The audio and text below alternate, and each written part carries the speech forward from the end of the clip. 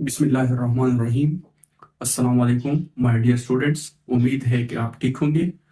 तो इससे प्रीवियस जो लेक्चर था उसमें हमने स्टार्ट किया था क्लास 9 का कोर्स। वहाँ पर हमने डीप में पढ़ा है chemistry, definition of chemistry, branches of chemistry. तो आज के लेक्चर में पार्ट 2 में हम बेसिक डिफिनीशन की तरफ आते हैं। बिल्कुल बेसिक जो डिफिनीशन है वो जो कंसेप्ट है वो क्लियर करना चाहते हैं। तो आज के लेक्चर में हम बेसिक डिफिनीशन से स्टार्ट लेंगे, बिल्कुल डीप से। तो मैंने आप लोगों को पहले लेक्चर में 2 पॉइंट्स बताए थे कि आप लोगों ने 2 काम करने हैं। पहला काम जो था वो है पेन और रजिस्टर्ड, दूसरा काम जो है वो सेपरेट। ठीक है, तो आज से हम फिर जो है बेसिक डिफिनीशन की तरफ आते हैं। बेसिक डिफिनीशन यहाँ पर हम डिस्कस करेंगे। तो आते हैं बेसिक डिफिनीशन की तरफ। रजिस्टर्ड और पेन दोनों आप लोगों के हाथ में होना चाहिए। ठीक है, नोट किया करें, अपने अपने नोट्स बनाया करें। ठीक है, तो स्टार्ट लेते हैं बेसिक डिफिनीशन से। तो सबसे पहले हमने केमिस्ट्री में पढ़ा था कि हम केमिस्ट्री में क्या स्टडी करते हैं। मैंने आप लोगों को बिल्कुल डीप से बताया है कि केमिस्ट्री में हम मैटर स्टडी करते हैं। The branch of physical science in which we study about matter, matter. तो मैंने आप लोगों को बताया था कि केमिस्ट्री में हम मैटर स्टडी करते हैं। तो बिल्कुल मैटर से अब हम स्टार्ट लेंगे। बिल्कुल जो है हम बेसिक डिफिनीशंस में मैटर से स्टार्ट लेंगे। बिल्कुल मैटर से स्टार्ट लेंगे। तो अब मैटर का क्या मतलब है? मैटर का क्या मतलब है? हर वो चीज दुनिया में, हर वो चीज जिसमें ये 2 प्रॉपर्टीज हो, वॉल्यूम और दूसरी जो प्रॉपर्टी है वो है मास। हर वो चीज दुनिया में जिसमें ये 2 प्रॉपर्टीज मौजूद हो, मतलब ये कि इसका वॉल्यूम हो और इसका मास हो, तो इसको हम कहेंगे मैटर। अगर आप लोग डिफिनीशन लिखना चाहते हैं तो डिफिनीशन नोट करें। Anything that has occupied space and has mass. हर वो चीज जिसका मास हो और वॉल्यूम हो, तो इसको हम नाम देंगे मैटर। अब मास का क्या मतलब है? मास, यहाँ पर मास जो है, मास कहते थे क्वांटिटी। किस चीज को? Quantity of matter, quantity of matter. Let suppose ये एक मैटर है, लेट सपोज ये एक मैटर है, लेट सपोज ये एक पेन है। अब इसको हम नाम देंगे मैटर, इसको हम नाम देंगे मैटर। क्यों इसको हम मैटर कहते हैं? क्योंकि इसमें ये 2 प्रॉपर्टीज मौजूद है, इसका वॉल्यूम भी है, इसका मास भी है। वॉल्यूम का मतलब ये है, लेट सपोज आप इस पेन को यहाँ पर रखते हो, तो ये इस इधर देखो, ये इसका वॉल्यूम है, मतलब ये है कि इसका स्पेस है, ये स्पेस जो है लेता है। ठीक है, तो इसका वॉल्यूम भी है और इसका मास भी है। अब ये मीटर है, लेकिन इस पेन का जो मास है, मतलब इस पेन की जो वजन है, इसको हम नाम देते हैं मास। इसकी क्वांटिटी को हम नाम देते हैं मास। तो मीटर अगर आप लोग डिफिनेशन लिखना चाहते हैं, anything that has occupied space and has mass is called matter. अब मीटर जो है, मीटर के अपने टाइप से, ये बेसिक डिफिनेशन से सारे। अब मीटर के टाइप से इस तरह आप लोगों ने नोट्स बनाने हैं। मीटर, इसका डिफिनेशन, फिर इस तरह अगर आप एक्सप्लेनेशन लिखना चाहते हो एक्सप्लेनेशन भी लिखो। मीटर के बाद आप लोगों ने लिखना है classification of matter, classification of matter. अब मीटर को हम क्लासिफाई करते हैं, क्लासिफिकेशन करते हैं। ठीक है, अब मीटर की क्लासिफिकेशन है, क्लासिफिकेशन ऑफ मीटर। बिल्कुल स्टेप बाय स्टेप आप लोगों ने इस तरह लिखना है। ठीक है, पेपर में भी आप लोगों ने इस तरह लिखना है। अब मीटर जो है, मेनली हम इसको 2 टाइप्स में डिवाइड करते हैं। इस एक को हम नाम देते हैं प्योर मीटर और दूसरे को हम नाम देते हैं impure matter. Pure matter and impure matter. Pure matter को हम, अगर एक मीटर है, लेट सपोज वाटर है H2O, लेट सपोज ये मेरे पास वाटर है और ये वाटर जो है मेरे पास प्योर है। अगर प्योर वाटर है तो इसको हम नाम देंगे substance. A pure matter is called substance, a pure matter is called substance. तो आप लोगों ने मेटर, फिर इसके बाद सब्सटेंस का डिफिनेशन लिखना है। A pure matter is called substance, या आप इस तरह भी लिख सकते हैं, a matter which contain only one thing. आप इस तरह भी सब्सटेंस का डिफिनेशन लिख सकते हैं, a matter which contain only one thing. वो मेटर जिसमें एक ही चीज मौजूद हो, तो इसको हम नाम देंगे सब्सटेंस। तो अब प्योर सब्सटेंस मतलब प्योर जो मेटर है, ये हमारे पास टू टाइप्स के हैं। एक को हम नाम देते हैं कंपाउंड्स, एक को हम नाम देते हैं कंपाउंड्स और दूसरे को हम नाम देते हैं एलिमेंट्स। दूसरे का नाम है एलिमेंट्स, ठीक है। फर्स्ट एलिमेंट, दूसरा कंपाउंड। हमारे पास मेटर जो है प्योर भी है, इम्प्योर भी है। प्योर जो है वो हमारे पास है एलिमेंट्स एंड कंपाउंड्स, और इम्प्योर जो है वो हमारे पास है मिक्सचर। इम्प्योर जो है वो हमारे पास है मिक्सचर। मिक्सचर हमारे पास टू टाइप्स के हैं, एक का नाम है होमोजेनियस मिक्सचर और दूसरा जो है वो है हेट्रोजीनियस मिक्सचर।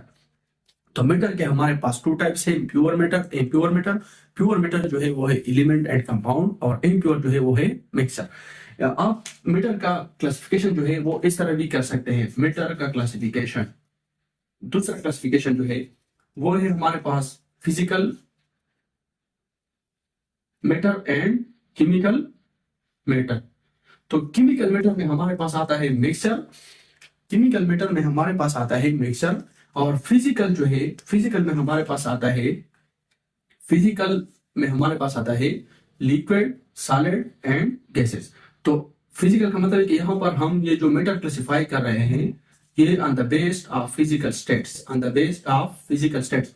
फिजिकल स्टेट्स के बुनियाद पर हम मेटर को तीन टाइप्स में क्लासिफाई करते हैं, लिक्विड, सॉलिड एंड गैसेस। तो ये था क्लासिफिकेशन ऑफ अ मेटर।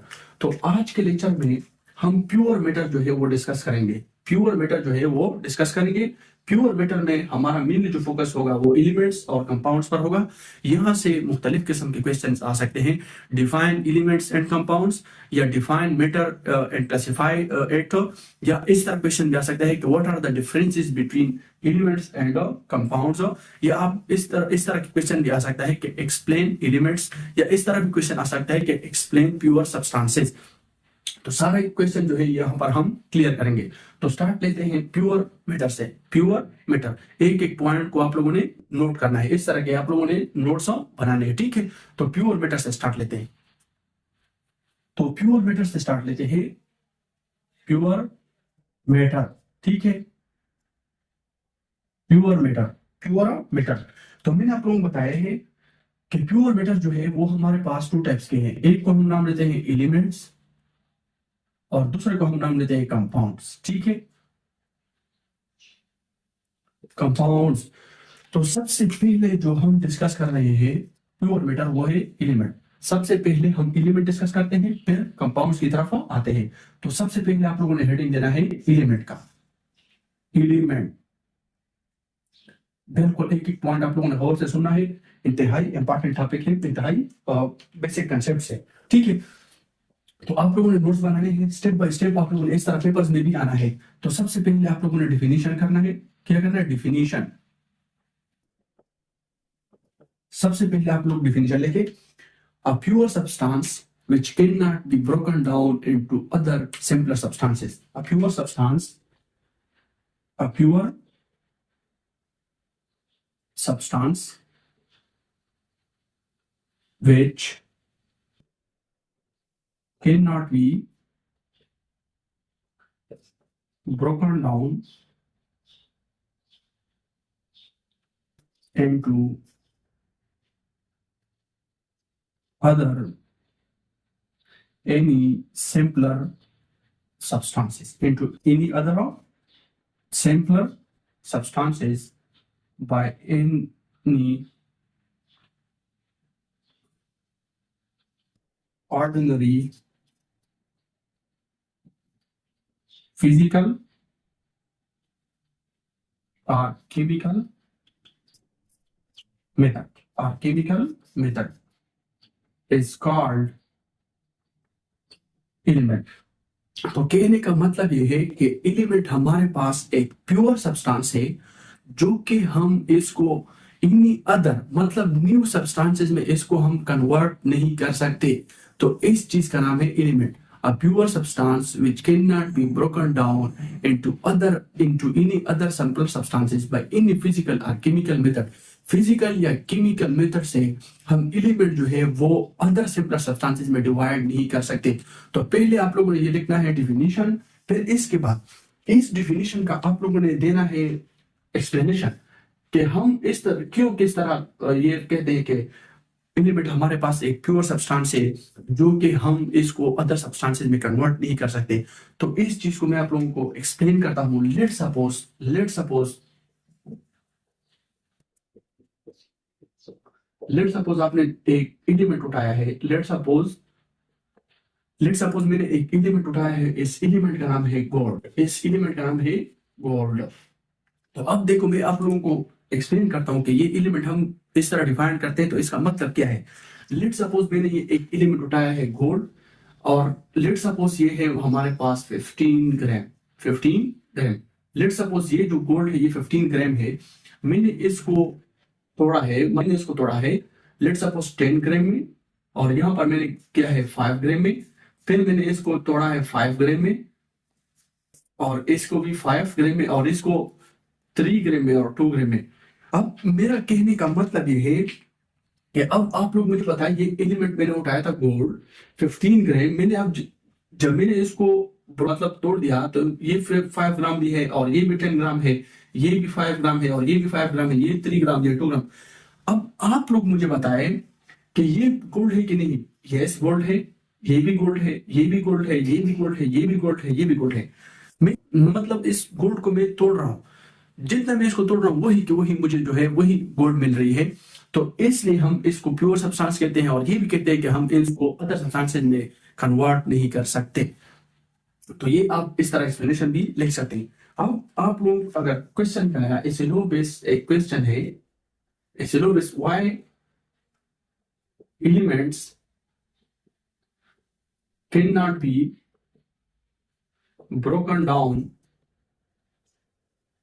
या broken down into other simpler substances। अगर क्वेश्चन आया पेपर में कि हम एलिमेंट्स को क्यों जो है वो अदर सब्सटेंसेस में कन्वर्ट नहीं कर सकते, तो अब ये क्वेश्चन ठीक है, आप लोगों ने इसका आंसर देना है, इसका आंसर आप लोगों ने इस तरह देना है, क्योंकि एलिमेंट हम इसलिए कन्वर्ट नहीं कर सकते क्योंकि यहाँ पर एलिमेंट्स, एक एलिमेंट जो है ये हमारे पास जितनी भी एटम से बना हुआ है, जितनी भी एटम से ये एलिमेंट बना हुआ है, तो सारे के सारे एलिमेंट जो है वो सेम है, सारे के सारे एलिमेंट जो है वो एटम जो है सॉरी सेम है।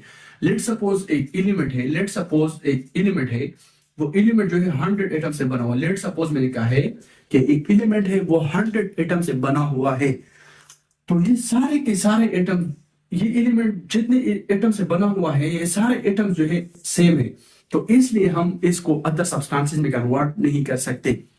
तो कहने का मतलब यह है कि हम एलिमेंट को क्यों कन्वर्ट नहीं कर सकते अदर सब्सटेंसेस में, क्योंकि एक एलिमेंट जितने एटम से भी बना हुआ है वो सारे के सारे एटम जो है आपस में जो है वो सेम है। सेम का मतलब क्या है कि यहाँ पर ये एटम जो है, इन एटम्स की जो एनर्जी है, सारे एटम्स की एनर्जी सेम है, सारे एटम की जो साइज है, वो सेम है, सारे एटम की जो शेप है वो सेम है। तो इसलिए हम एलिमेंट को अदर सब्सटेंसेस में कन्वर्ट नहीं कर सकते। तो पहले आप लोगों ने हेडिंग देना है डिफिनीशन, फिर इसके बाद आप लोगों ने ये एक्सप्लेनेशन लिखना है और ये क्वेश्चन भी अपने साथ नोट करना है। फिर इसके बाद हमने जाना है क्लासिफिकेशन ऑफ एलिमेंट्स। अब एलिमेंट्स को हम क्लासिफाई करेंगे, ठीक है। Classification of elements,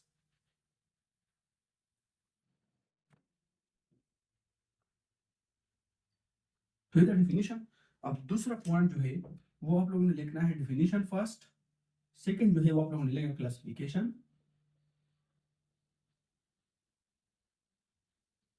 of elements. Mainly हम एलिमेंट जो है वो क्लासिफाई करते हैं टू टाइप्स में। एक को हम नाम देते हैं नेचुरल एलिमेंट्स, और दूसरा है हमारे पास आर्टिफिशियल एलिमेंट्स। हमारे पास जो एलिमेंट्स है इस तरह, और भी जो है हेडिंग दे दो number of elements. Number of elements हमारे पास है 118 से अभी ज्यादा है, और भी एलिमेंट जो है वो डिस्कवर हो गए हैं। तो नंबर ऑफ एलिमेंट्स हमारे पास जो एलिमेंट्स है वो है 118। तो इसमें 118 में 92 जो है वो हमारे पास आर्टिफिशियल है, और 26 जो है वो 92 जो है वो नेचुरल है, और 26 जो है वो आर्टिफिशियल है। आर्टिफिशियल का मतलब है मैन मेड। इसका मतलब ये है कि वो एलिमेंट्स जो लेबोरेटरी में तैयार किए गए हो, तो उसको हम नाम देते हैं आर्टिफिशियल। तो ये क्लासिफिकेशन ऑफ एलिमेंट्स है। अब मेनली जो क्लासिफिकेशन है पीरियोडिक टेबल में, क्लासिफिकेशन ये फर्स्ट क्लासिफिकेशन आप ले, तो दूसरा जो क्लासिफिकेशन है वो है हम एलिमेंट जो है वो हम 3 टाइप्स में डिवाइड करते हैं, मेटल्स, दूसरा जो है वो है नॉन मेटल्स। ये अब क्लासिफिकेशन ऑफ एलिमेंट्स, फर्स्ट हम metals, non metals, third number पे जो है वो है मेटालाइट्स, है मेटालाइट्स। तो एलिमेंट्स को हम पहले जो है नेचुरल और आर्टिफिशियल में डिवाइड करते हैं, फिर हम मेटल्स, नॉन मेटल्स और मेटालाइट्स में इसको डिवाइड करते हैं। लास्ट चैप्टर में केमिकल रिएक्टिविटी, इस 9th क्लास की जो केमिस्ट्री है इसका लास्ट चैप्टर जो है वहां पर हम metals, non metals and metalloids discuss करेंगे। सिर्फ आप लोगों ने अभी एलिमेंट्स का जो डेफिनेशन है, वो एक्सप्लेनेशन है, वो आप लोगों ने देखना है, ठीक है। तो नंबर ऑफ एलिमेंट्स 118, इसमें 118 में जो 92 है वो नेचुरल है और ये जो 26 है वो आर्टिफिशियल है। और इसके बाद हम एलिमेंट्स को मेटल्स, नॉन मेटल्स एंड मेटालाइट्स में डिवाइड करते हैं।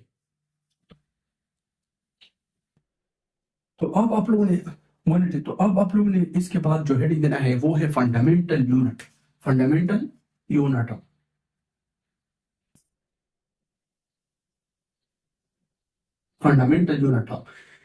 इसका मतलब ये है, फंडामेंटल का मतलब ये है बेसिक, बुनियादी यूनिट क्या है एलिमेंट की। एलिमेंट की जो बुनियादी यूनिट है वो है एटम, सही बात, ये जो है एटम है। एलिमेंट की जो बेसिक यूनिट है वो है atom, the most important word in the chemistry, तो आप लोगों ने ये हेडिंग देना है। इसके बाद fundamental unit of element is atom, atom. तो अब आप लोगों ने एटम का थोड़ा यहाँ पर इंट्रोडक्शन देना है, डिफिनीशन करना है। अगर आप लोग चाहते हैं कि मैं ज्यादा मार्क्स जो है वो ऑब्टेन कर लूं पेपर में, तो आप लोगों ने ये इस तरह लिखना है डिफिनीशन। एटम का क्या मतलब है? एटम का मतलब ये है, atom is the smallest particle of an element, smallest particle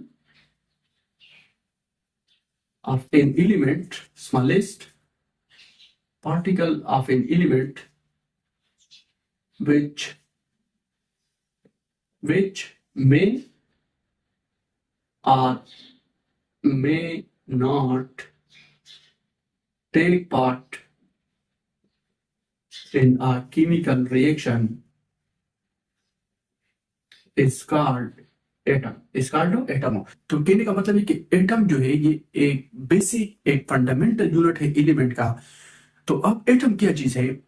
atom हमारे पास एक एलिमेंट की बेसिक यूनिट है, एक फंडामेंटल यूनिट है, जो कि एक केमिकल रिएक्शन में हिस्सा ले भी सकता है और हिस्सा नहीं ले भी सकता। तो इसका मतलब यह है, अगर एक एटम जो है केमिकल रिएक्शन में हिस्सा लेता है तो इसका मतलब यह है कि वो एलिमेंट जो है वो गरीब है। गरीब इन द सेंस, इसका मतलब यह है कि उसके पास इलेक्ट्रॉन की कमी है। अगर एक एटम जो है वो केमिकल रिएक्शन में हिस्सा नहीं ले रहा है तो इसका मतलब यह है कि वो क्या है? गरीब है, अमीर है। इन द सेंस, इसका मतलब यह है कि इसके पास इलेक्ट्रॉन की कमी नहीं है, इलेक्ट्रॉन इसके पास ज्यादा है, तो वो एक केमिकल रिएक्शन में हिस्सा नहीं ले रहा है। अब समझ आ रही है? तो एटम आप लोगों ने इस तरह फिर डिफाइन करना है। फिर नेक्स्ट हेडिंग आप लोगों ने देना है, नेक्स्ट हेडिंग आप लोगों ने देना है symbols of element, symbol of element. तो अब एलिमेंट्स की डिस्कवरी स्टार्ट हो गई। एलिमेंट्स की डिस्कवरी के बाद अब साइंटिस्ट जो है इस परेशानी में पड़ गए कि ये जो एलिमेंट के हम इतने बड़े बड़े नाम लेते हैं, तो क्यों ना कि हम इसको छोटे फॉर्म में कन्वर्ट कर ले। तो यहाँ पर 1814 में 1814 में हमारे पास एक साइंटिस्ट आया जिसका नाम था बर्जीलियस। क्या नाम था? जिसका नाम था बर्जीलियस। तो साइंटिस्ट आया जिसका नाम था बर्जीलियस ने एलिमेंट्स को सिंपल फॉर्म में कन्वर्ट किया ताकि हमारे पास टाइम भी बच जाए। लेट्स सपोज हम एलिमेंट्स का नाम लिख रहे हैं, कार्बन लिख रहे हैं, तो कार्बन की जगह अगर हम सी लिख ले तो हमारे पास पेज जो है वो भी बच जाएगा, और दूसरी बात यह है कि हमारे पास जो टाइम है वो भी बच जाएगा। तो इसलिए हम इसको सिंबल्स में कन्वर्ट करते हैं, ठीक है। तो 1814 में हमारे पास एक साइंटिस्ट आया जिसका नाम था बर्जीलियस। इसने एलिमेंट्स को शॉर्ट नेम में कन्वर्ट किया। तो इसका मतलब ये है कि सबसे पहले आप लोगों ने सिंबल्स का डिफिनेशन लिखना है। सिंबल्स का क्या डिफिनेशन है? Shortest name of an element, shortest name of an element is called symbol.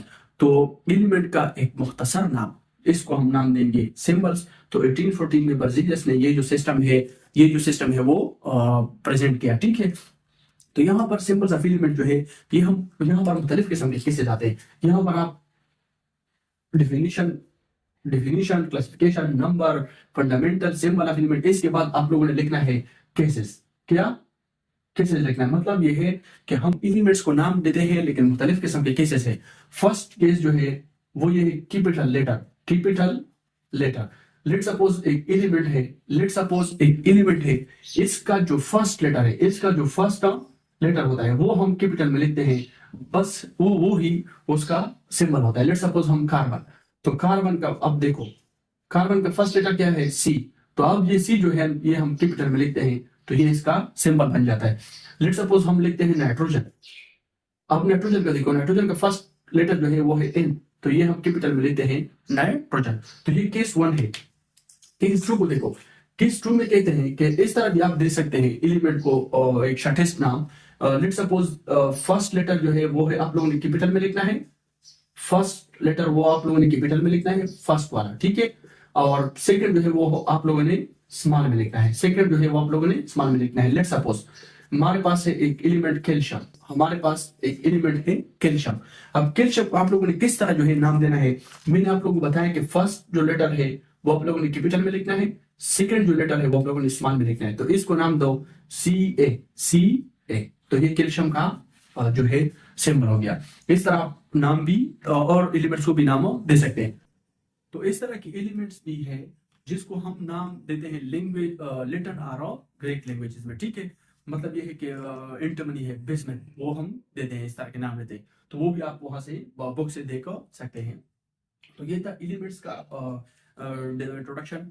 पहले आप लोगों ने एलिमेंट्स का डिफिनीशन लिखना है, फिर इसके बाद नंबर ऑफ एलिमेंट्स, फिर इसके बाद क्लासिफिकेशन ऑफ एलिमेंट्स, फिर इसके बाद फंडामेंटल यूनिट, फिर इसके बाद सिंबल ऑफ एलिमेंट्स, फिर इसके बाद आप लोगों ने ये केसेस और लिखने हैं। इंशाल्लाह अगर आप इस तरह लिखेंगे ना पेपर में, तो मैं आप लोगों को गारंटी देता हूँ कि आपके फुल मार्क्स एग्जामिनर आपको देंगे। तो अब जो है हमारे पास एलिमेंट फर्स्ट प्योर मैटर था, अब हम चले जाते हैं दूसरे प्योर मैटर की तरफ, वो है कंपाउंड। ये नोट कर लें।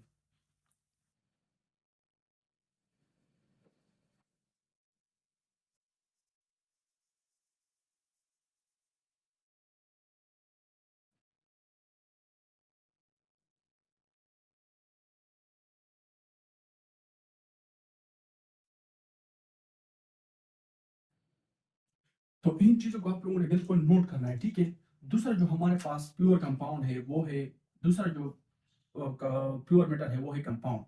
तो अब हम कंपाउंड की तरफ आते हैं। कंपाउंड जो है वो डिस्कस करते हैं। कंपाउंड सबसे पहले फर्स्ट पॉइंट आप लोगों ने डिफिनीशन करना है। क्या करना है?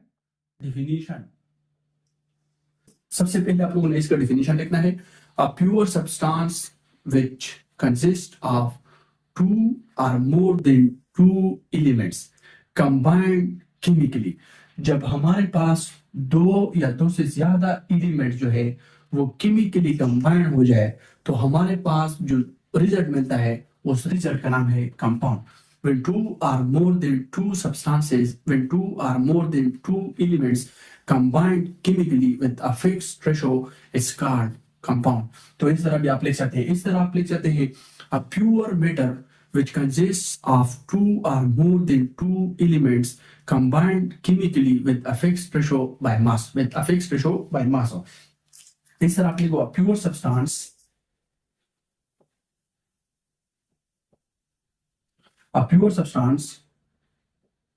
which consists of two or more than two elements combined chemically combined chemically with a fixed ratio by mass। ठीक है, तो ये आप लोगों ने अंडरलाइन करना है। ठीक है, ये अंडरलाइन कर लो। प्योर सब्सटेंस है, 2 or more than 2 एलिमेंट्स, ये भी अंडरलाइन कर लो, और ये भी अंडरलाइन कर लो। फिक्स्ड रेशियो ये भी अंडरलाइन कर लो, और ये भी अंडरलाइन कर लो। तो अब मैं आप लोगों को बिल्कुल समझाता हूं कि इस डिफिनेशन का मतलब क्या है, इस डिफिनेशन का मतलब क्या है। अब इसके बाद दूसरा हेडिंग दे दो, एक्सप्लेनेशन।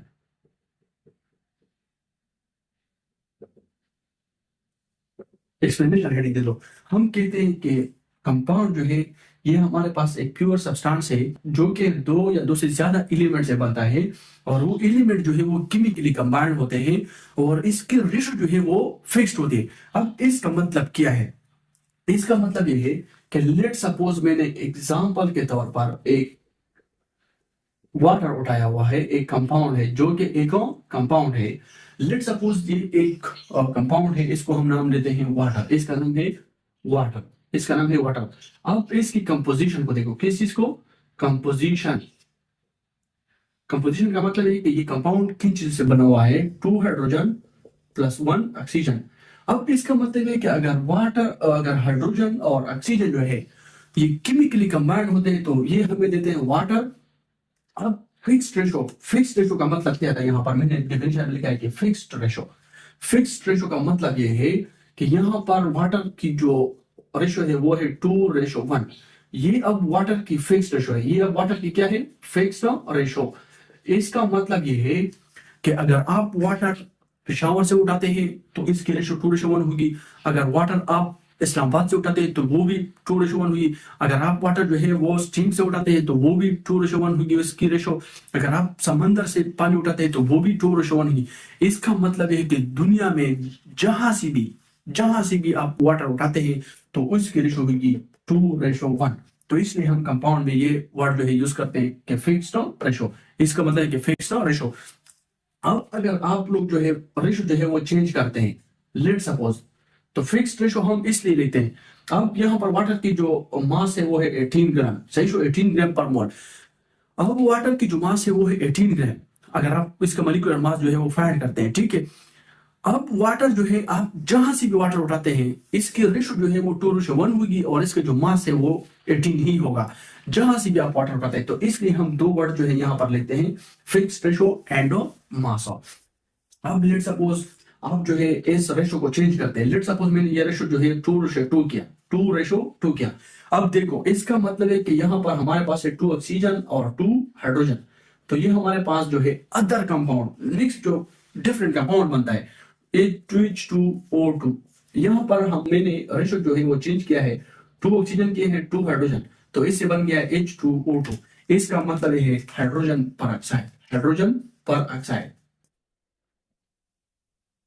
हाइड्रोजन पर ऑक्साइड, पर ऑक्साइड। अब ये जो है ये हाइड्रोजन H2O2, ये इसके प्रॉपर्टीज और है, इसकी प्रॉपर्टीज अलग है, और इसकी प्रॉपर्टीज जो है ये अलग है। इसके रेशो जो है 2:2 है, इसके रेशो जो है 2:1 है। इसका मास जो है वो डिफरेंट हो गया, इसका मास जो है वो डिफरेंट है। तो इसलिए हम डिफिनेशन में लिखते हैं कि फिक्स्ड रेशो एंड मास।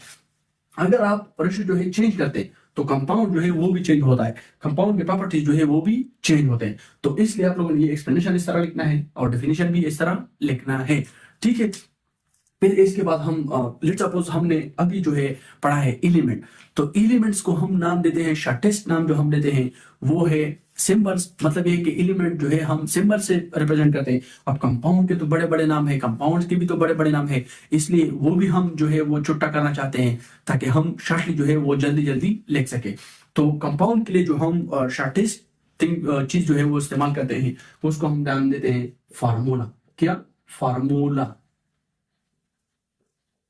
तो हम कंपाउंड जो है वो फार्मूला से रिप्रेजेंट करते हैं। तो अब फार्मूला का क्या मतलब है? फार्मूला का डिफिनेशन आप लोगों ने क्या लिखना है? Definition of formula.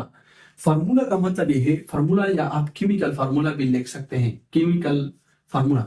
अब केमिकल फार्मूला का मतलब क्या है? केमिकल फार्मूला, फार्मूला जो है ये कंपाउंड में आप लोगों को 2 चीजें देते हैं। केमिकल फार्मूला जो है ये कंपाउंड में आप लोगों को दो टाइप के इंफॉर्मेशन देते हैं। फर्स्ट जो इंफॉर्मेशन है वो है एटम्स। एटम्स के बारे में आप लोगों को बताता है, एलिमेंट्स के बारे में आप लोगों को इंफॉर्मेशन देता है कि इस कंपाउंड में इस तरह का एलिमेंट सब मौजूद है, इस तरह के एटम्स मौजूद है।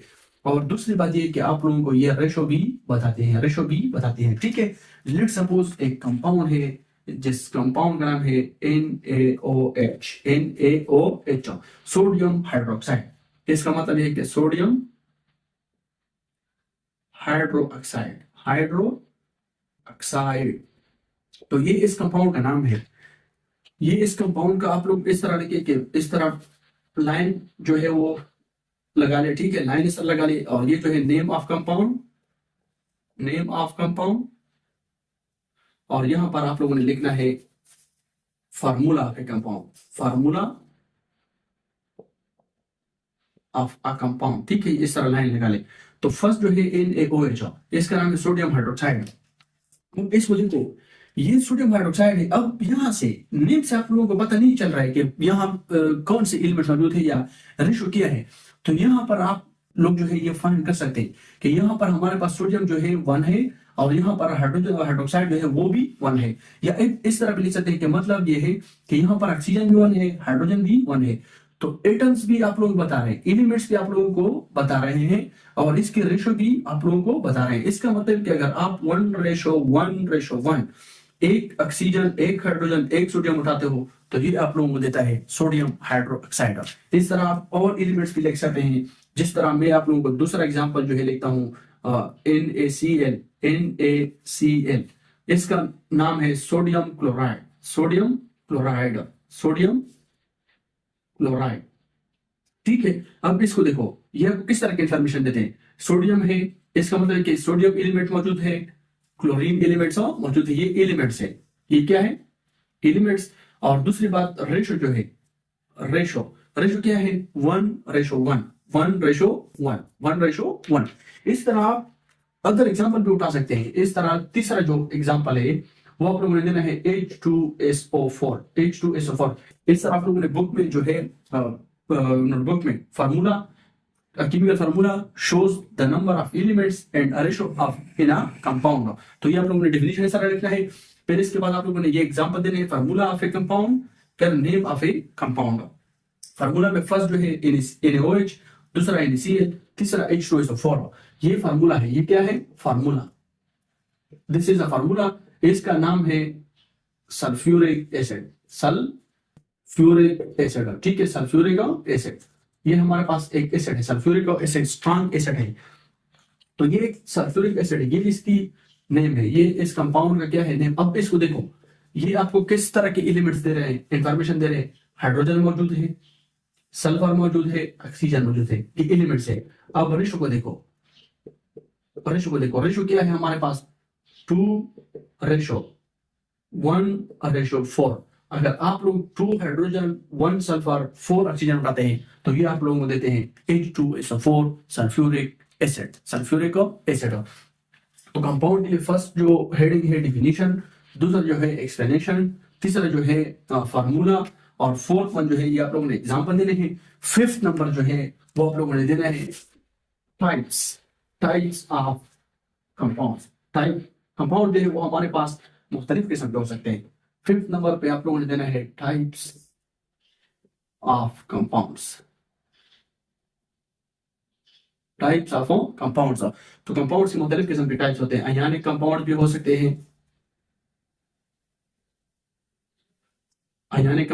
सकते हैं, कोवेलेंट कंपाउंड भी हो सकते हैं, इस तरह ऑर्गेनिक कंपाउंड भी हो सकते हैं, इनऑर्गेनिक कंपाउंड भी हो सकते हैं, एटसेट्रा। ये मुख्तलिफ किस्म के कंपाउंड, एरोमेटिक कंपाउंड भी हो सकते हैं, एंटी एरोमेटिक कंपाउंड भी हो, साइक्लिक कंपाउंड भी हो सकते हैं, मुख्तलिफ किस्म के कंपाउंड से। तो ये था आज का लेक्चर प्योर मैटर पर। पहले हमने डिस्कस किया प्योर मैटर क्या है, मैटर की क्लासिफिकेशन क्या है। मैटर हम 2 टाइप्स में क्लासिफाई करते हैं। फिर हमने प्योर मैटर उठाया है। प्योर मैटर में हमने एलिमेंट्स और कंपाउंड को डिस्कस किया है कि एलिमेंट का क्या मतलब है, कंपाउंड का क्या मतलब है, एलिमेंट्स और कंपाउंड में डिफरेंसेस क्या है। अच्छा, अगर आप लोगों को क्वेश्चन आ जाए कि एलिमेंट्स और कंपाउंड में क्या फर्क है, तो बिल्कुल आप लोगों ने ये इस तरह एलिमेंट्स में मैंने आप लोगों को बताया कि एलिमेंट्स एक ही तरह के एटम से बने होते हैं और कंपाउंड जो है वो डिफरेंट एटम्स की तरह बने होते हैं, मुख्तलिफ किस्म के एटम से बने हुए होते हैं। और दूसरा जो पॉइंट है, कंपाउंड के लिए हम शॉर्टेस्ट नेम जो है इस्तेमाल करते हैं वो फार्मूला है, और यहाँ पर जो हमारे पास है एलिमेंट्स के लिए वो है हमारे पास सिंबल्स। तो इस तरह ये आप लोगों ने करना है, ठीक है, मतलब डिफरेंसेस। फिर मैंने आप लोगों को एलिमेंट्स के बारे में समझाया, कंपाउंड्स के बारे में समझाया कि एलिमेंट्स क्या चीज़ है, कंपाउंड्स क्या चीज़ है, मुख्तलिफ किस्म के हेडिंग बताए, मुख्तलिफ किस्म के शॉर्ट क्वेश्चन बताए कि इस तरह के क्वेश्चन आ सकते हैं। तो ये था आज का लेक्चर प्योर सब्सटेंसेस पर। इंशाल्लाह नेक्स्ट लेक्चर में हम इम्प्योर सब्सटेंसेस डिस्कस करेंगे, मिक्सचर वाला जो है टॉपिक है वो डिस्कस करेंगे। तो उम्मीद है कि आप लोगों को इस वीडियो का समझ आ गया होगा, उम्मीद है कि आप लोगों को ये वीडियो जो है पसंद आई होगी। तो इस तरह कर ले कि ये वीडियो जो है अपने फ्रेंड्स के साथ भी ये वीडियो शेयर कीजिए ताकि वो भी इस वीडियो से फायदा उठाए। इंशाल्लाह नेक्स्ट लेक्चर में पार्ट 03 में हम इम्प्योर सब्सटेंसेस पर बात करेंगे। इंशाल्लाह एग्जाम दिन के तक, पेपर के दिन के तक हम इंशाल्लाह ये कोर्स जो है ये खत्म करेंगे। तो आप लोगों ने नोट जो है वो अपने साथ बनाने हैं और क्वेश्चन जो है वो लिखने हैं, फिर वापस पर प्रैक्टिस करना है, कंसेप्ट जो है वो क्लियर करना है। अगर आप लोगों का कंसेप्ट जो है वो क्लियर हो गया तो इसका मतलब है कि आप लोगों ने सारा का सारा जो है वो सीख लिया है, ठीक है। तो नेक्स्ट लेक्चर में इंशाल्लाह इम्प्योर सब्सटेंसेस पर बात करेंगे। ओके, अल्लाह हाफिज।